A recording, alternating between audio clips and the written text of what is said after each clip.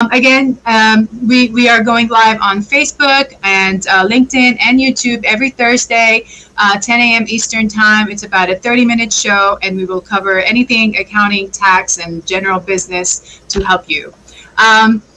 Just to take a moment and introduce myself, my name is Marie Torossian. I'm a certified public accountant and a chartered global management accountant. I'm an experienced auditor and a CFO. Currently, my engagements, require me to be more of a CPA advisor and transformation coach for entrepreneurs and small business owners alike. I've authored 2 books. I have a free ebook that I put the link already. It's called the Business Owner's Guide for Operational Accounting. And my second book is also in the links.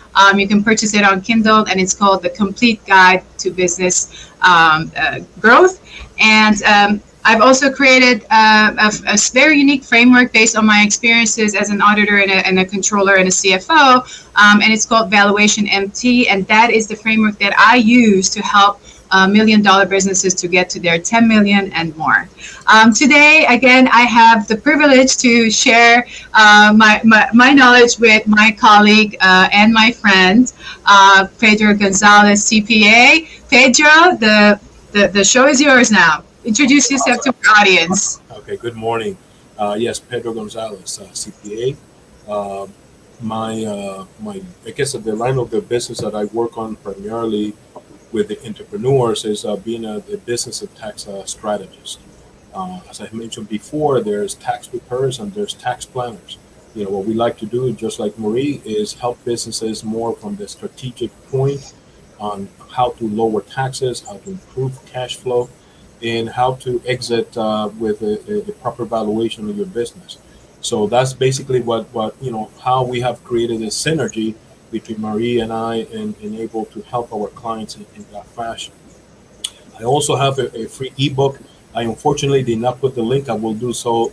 Marie just for the fourth, I think about the fourth time that you keep reminding me the link. So, yes. It's on me. So I need to bring that link. But it's a free book, again, just like Marie, just packed with a lot of good information. It's not going to be your typical freebie. It does have some value added into those free ebooks. So I encourage people to download it, to use it. There's value on those even on those free ebooks. And so I'm privileged to be here and joining with Marie in this venture. Awesome.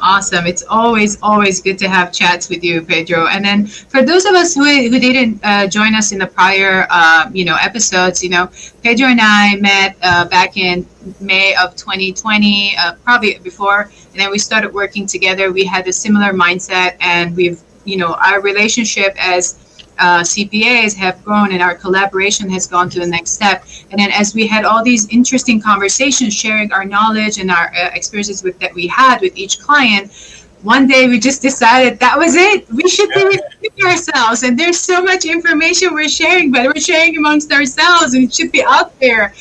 We should be telling small business owners, how to use these strategies that we are showing other clients, and be able to do it in their own businesses. So also in the past few weeks, we've talked about tax deadlines. We talked about, when a business owner goes through a divorce, what kind of documents are going to be required.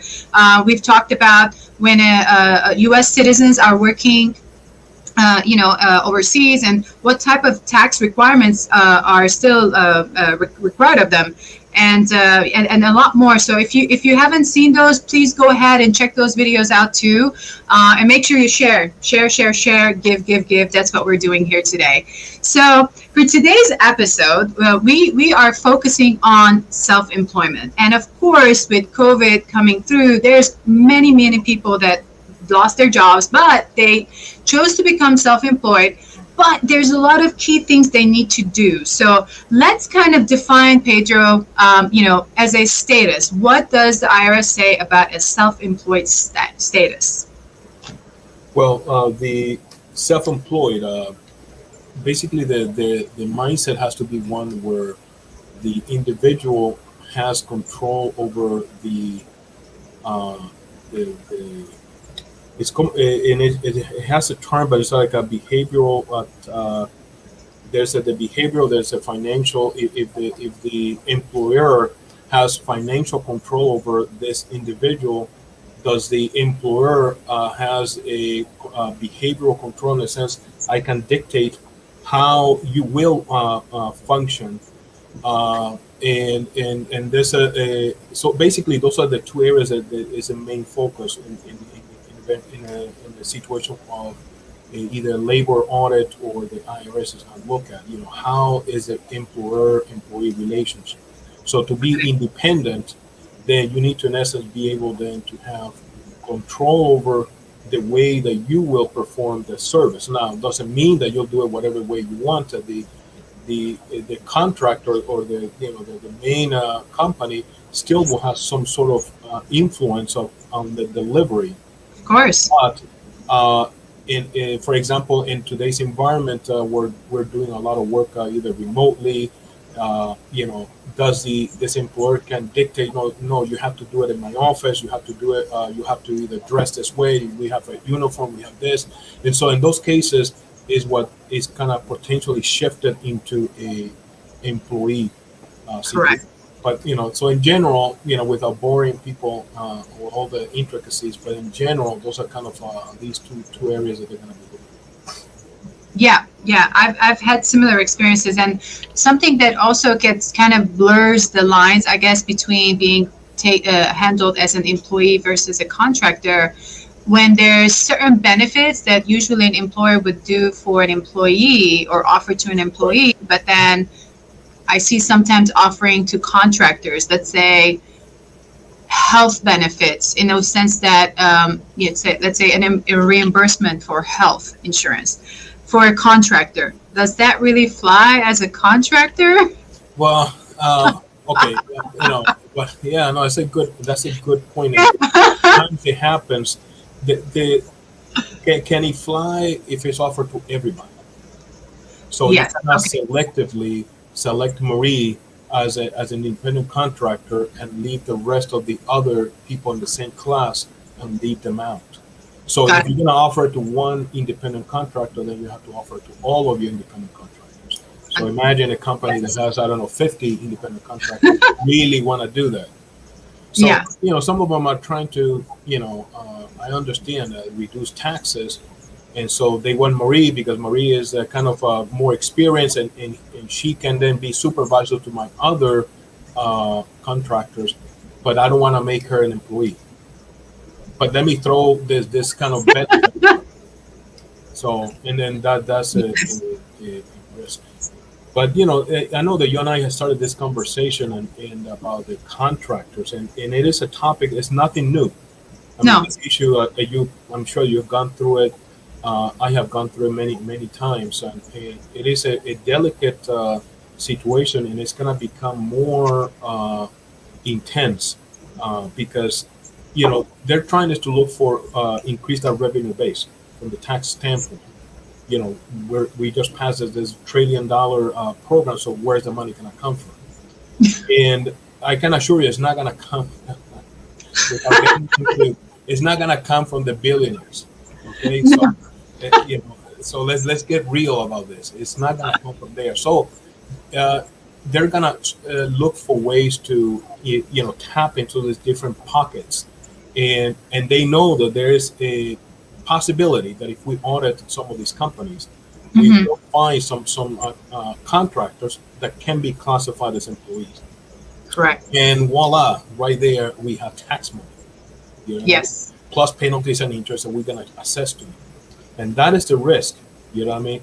California, just recently also passed refers as a California law, AB 5. Again, I'm not going to get into the details of that, but again, nothing new. But what happens is that now California is going to start, becoming more aggressive as far as the what kind of really constitute a contractor. When you look at it, very few people will qualify, meaning that a lot of the people that technically were classified as contract labor will basically be shifted to employees. And that can mean significant payroll tax dollar for small companies. Imagine now if you have, like we're talking about this companies that operate with contract labor, typically the construction companies, developers, they deal with a lot of contractors. If even if half of that pool gets shifted to employees, how much is that going to now be significant as far as the dollars, the impact to the employees, because they probably rather work as an independent contractor. They already have their licenses and so on, and now to be withheld taxes on the whole amount of the payments instead of how they operated their businesses. So, and there's other cases. There was a case of Curec. It's a case, and in that case, it's a contractor, a construction contractor, and he, for the most part, when the case was disclosed, and in the end, why this is an important case is because what happened was that he was in the borderline. Okay, so meaning that when you analyze it, it could go either way. But the tiebreaker was that he failed to file 1099s. Wow. So, yeah. Exactly. And that is, why is it so critical at times? So, we go and tell them, do you file 1099s? Do you file 10? And the reason being is that if you do not file the 1099s, and almost kind of de facto, they want to say, well, then he or she is an employee. Or we're going to go and put you through a more stringent assessment that will increase the risk that those individuals will be shifted to employees. So by filing the 1099s, at least, I'm not going to guarantee you will never be audited. It's just that at least you eliminate the possibility that automatically they're going to say, no, by filing that 1099, at least you're taking a step that the relationship between you and I is that of a independent contract. Right. Now, there's certain relationships that do not require, but if it's required, I suggest that you file it. You know what I mean? Like you don't send a 1099, for example, to CPAs. You know what I mean? If the CPA is acting as a corporation. Correct. There should be then in that case engagement letters. There's something else to support that this relationship is that of a independent contractor. So that's this is becoming, and we expect that to be a more concerning, meaning that we kind of see that this kind of cause a ripple effect throughout the United States. So that's why we're kind of making this awareness that we're approaching the end of the year. Now's the time to look at your, making sure that you have your I-9s, your I-9s, your independent contractor agreements, get prepared for 1099s, and go through and a phone call. Just have everything that is necessary to protect yourself. I mean, protect that this does not come back and end up costing you unnecessary. It's not only the payroll tax; it's also the penalties and interest that they will assess on you. For sure. So, I think the best way is for business owners to, as soon as they think of hiring a contractor, is to have a process that they follow. I love processes, and I know you do too. And the process should be we signing some type of an agreement, so it kind of shows that it's an actual contractor. Mm-hmm. There's an agreement, and it kind of there's a key terms to include in there that kind of specifies that this is an independent contractor type of relationship. That there will be a W-9 form filled out, with all the information, that whatever system they're using to make sure that the contractor is entered into the system with all the W-9 information. All of those files, whether they're digital or in paper, make sure there's an actual file, just like you would do for an employee. You should do it for each and every contractor. And then, of course, this is, like you said, this is the time to make sure to go through the vendor and contractor list. And those that need to be issued a 1099, make sure you have a W-9 on file. You have all their information. If they're, their address has changed or anything else, that way you'll be able to have time to capture, because once January comes and then you have literally 4 weeks to get it out, that way you're not fumbling to go through it. I had an experience where a client that we had to do their 1099s, and he had quite quite a lot of vendors, fairly large company. And the owner did not have time to gather all that information. And then at the end, closer to last year, he said, you know what, you just handle it for me. I don't think I can do this. I just handle it for me. It was a lot. I'm talking hundreds of vendors and contractors we had to go through and see who's an LLC, who's this sole proprietor, who's just an individual, and then who we have to follow up with. It took us, literally about, the first, those 2 months, like November, December, to gather all of that information. And of course, sometimes some people, they've changed addresses or their phone, their email. Until you gather all that information, and you're ready to file, it takes a while. It takes a while. And if you don't have the right person on your team, you really have to delegate this to an accountant or a CPA. So it's definitely very important to do that. Yeah, absolutely. I'm with you on that. So then, you had a point there? No, what's in something we mentioned, I believe was in the previous show, is the not relying on Google type of templates. And the reason being, again, this is becoming a hot topic, meaning that I would be preparing for potential audits in that area of labor. So I would not rely on the fact that, when we ask our clients, and again, we're not here to provide legal advice. So looking at your contract independent agreement, it should not be taken as a legal advice. So, my suggestion is that you do have an attorney prepare it, or at least review the one that you have, and in as kind of a legal opinion based on the current situation of the market.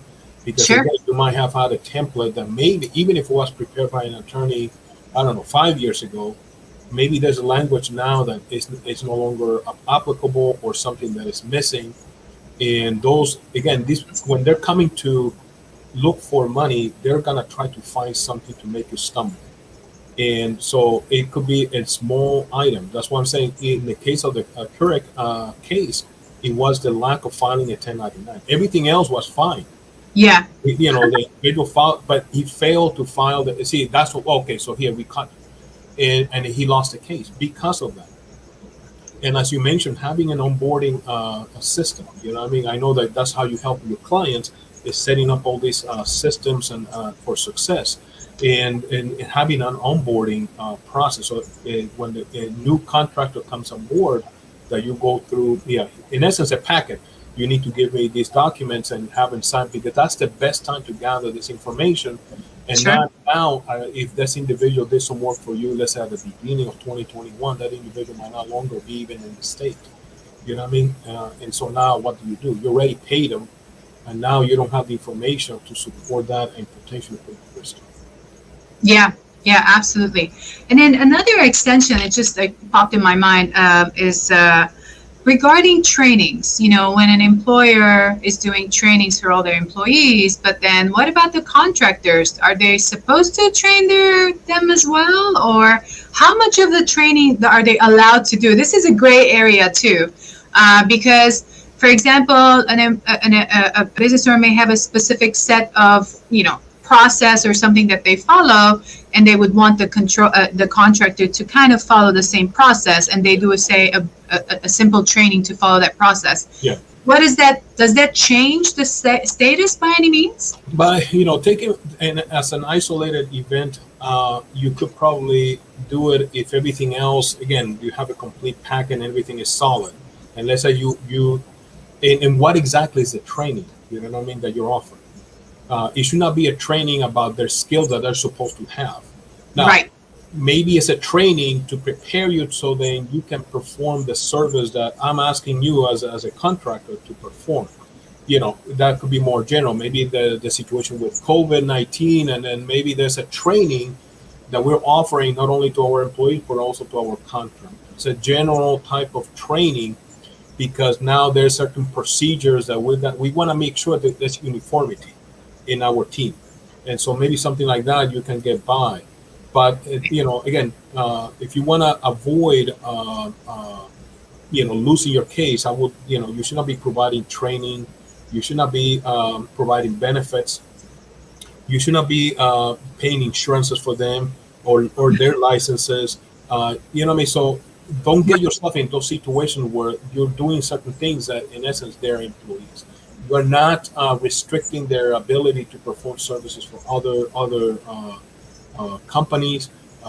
So don't get yourself into those situations. If you can stay in kind of away from that, maybe having, like you said, an isolated case like the training will not be such a big deal. Understood. Yeah. That's a very, very, very, interesting point, because I know that's a very a gray area as well. So, so then I wanted to bring the conversation towards, putting ourselves talking to, let's say, the actual contractor now, instead of being from the business owner side of things, the contractor side. What are the key things that they should be thinking about as, from tracking their income expenses and, type of tax filings they have to do? Because that's a question that I keep getting asked, and I figured this is a great time that we talk about it. And I'll let you kind of take over first, and then I'll jump in when needed. Well, depending on the complexity of their business. I mean, like, say, for example, you're talking a carpenter that works for a construction company, and he or she that does basically, let's assume that's a whole year, gets a 1099 and has a small amount of expense and maybe a couple of tools that they're supposed to require. And that's the other thing, as far as tools not being provided to the at least the minimum requirement. I mean, heavy equipment, yes, but when it goes to tools that they're supposed to carry, their own contractor should not be. Right. So, but outside of small tools that maybe you have to incur, is probably a very simple record keeping. Making sure you have those right. expenses. I will still track the mileage because what I suggest to everybody is to have a home office, irrespective if you have. There's another conversation for another day. But even this individual that is let's say a carpenter for a construction company, I will still set up a home office where I gotta do my record keeping, my administrative part of my business, to submit my timing to this employer that I have, and then I can track my miles from my home office to the work site, the job site, yeah. And then I can deduct those miles, and maybe some licensing that you might have to deduct. So in those cases, it's minimal. I think it can easily be tracked. I would still suggest if you have this as an ongoing type of engagement, to have a separate bank account where you keep all your business. Of course. Expenses. However, when you have other type of independent contractors, you have, for example, people that provided the IT services, and they might be having multiple clients, and they're engaged, and they might even have subcontractors themselves. Of course. There's more complexity into that type of business. Then I definitely suggest you have to have a good, solid accounting system, having your documentation, because now you are. I think that's me. I was like, is that me? And now, if you're subcontracting, then you need to then have the onboarding in place. So you gotta have an agreement with those that you are subcontracting, and make sure that you have those agreements in place. But definitely, and I know I keep harping on the accounting and bookkeeping, but it's truly the foundation. You see that when we're discussing all of this, why is it so critical that you have a solid accounting? Because from there, everything else comes into place. So I was, as a minimum, have that. I mean, have a very solid accounting. Have your bank account separate from your personal, and then depending on the complexity, maybe quarterly go through and make sure that you have everything in order, reconciled. Yes. And this is the time, to start doing business and tax planning. I mean, now is that we already closed the first month of the last quarter. So really, we really don't have 2 months. So we basically have about 6 weeks, maybe 5 months. With all the holidays in between. Correct. And so really, you have maybe between 4 and 5 weeks, really, of planning and to execute. And that's not very long. I mean, and now's the time to sit down to do all the adjustments that you need to be making. And so that's what I would tell as far as the independent contractor. Yes, definitely. And then one of the things that I've also noticed, the questions that come up to me when I'm speaking for a group of entrepreneurs is, what what um, what form they need to file. They get very confused because they're so used to doing the 1040 or 1040 easy, whatever it is, with their W-2s, and then they don't know what they're supposed to do next. So just for our audience here, if you're a single independent contractor, you don't have any others, anyone else working with you or under you, the Schedule C will be attached with all your business, or self-employed related information, and then attached to the 1040. And then if you're an LLC as well, with one or single member LLC, it's the same way. The IRS makes no distinction. You're treated like a sole proprietor, and then everything is filed on the Schedule C. And then, of course, the S Corp would be on its own on an 1120S, and then with the K1, it will come into the 1040. And then if it's an LLC, but it has multiple partners, then it becomes a partnership form. So, there's all these different forms that need to be filed, and it gets super complicated. And that's why it's important to work with a CPA, or to get your ducks in a row before the end of the year, versus show up at, April, 12th, and then be like, I got to file my taxes. What do I do?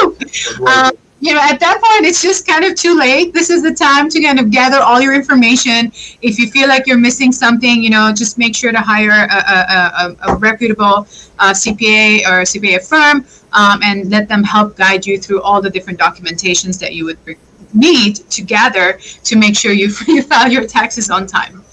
Okay.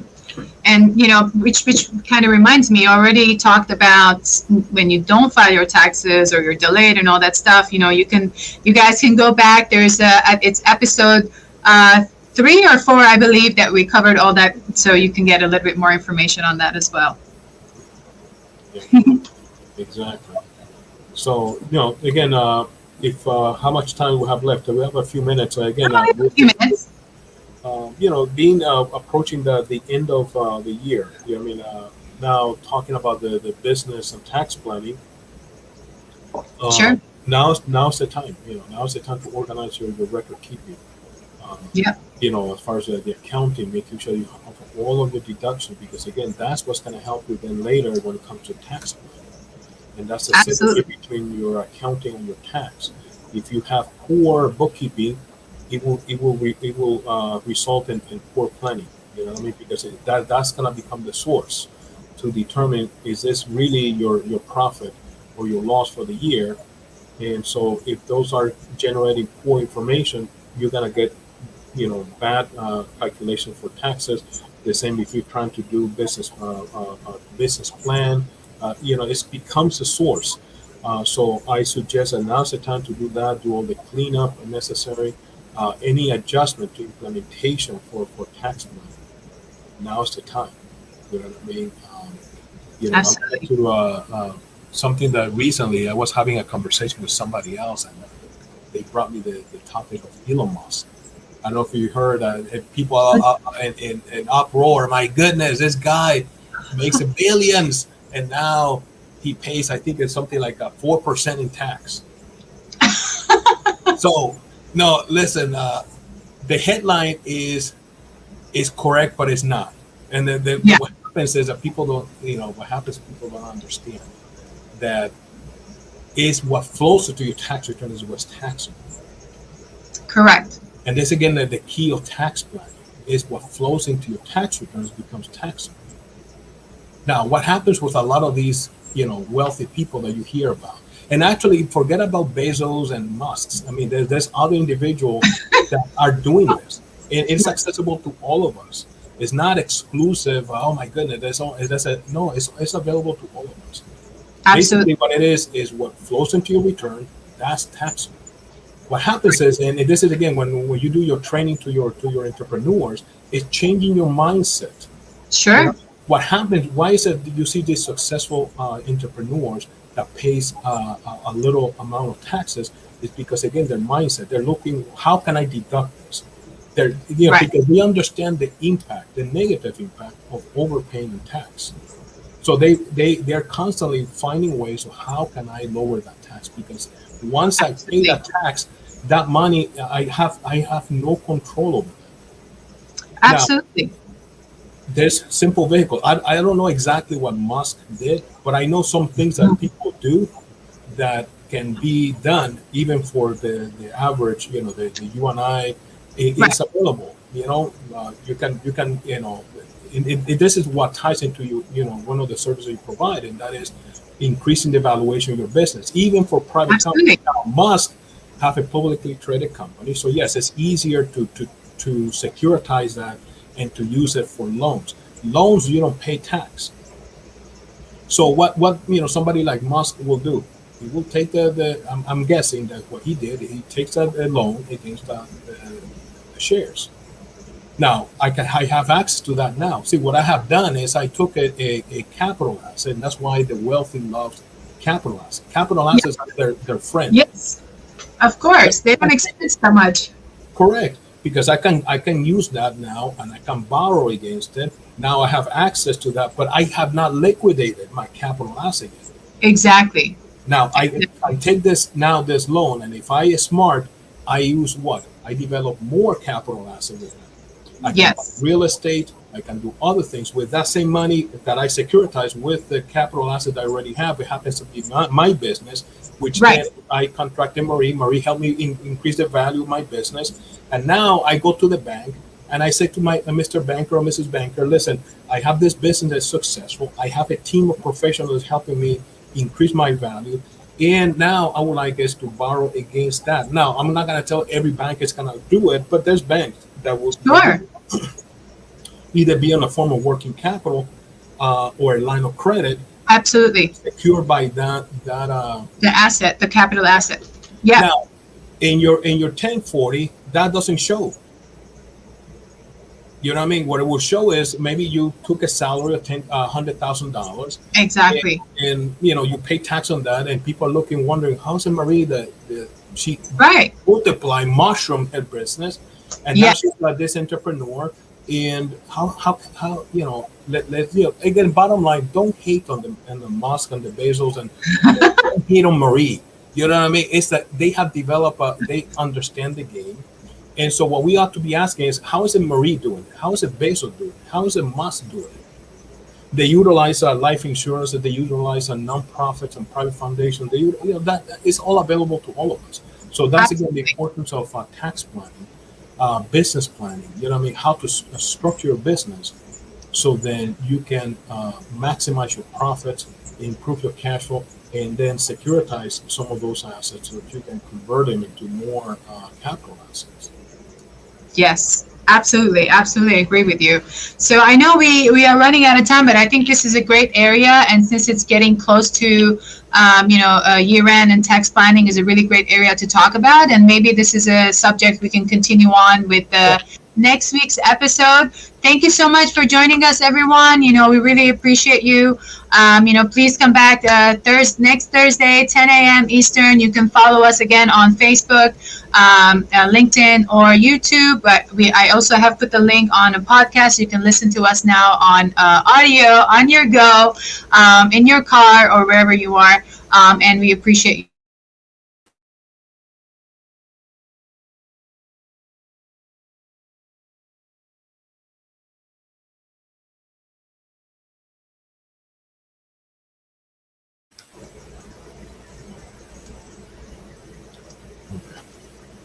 I think we're back.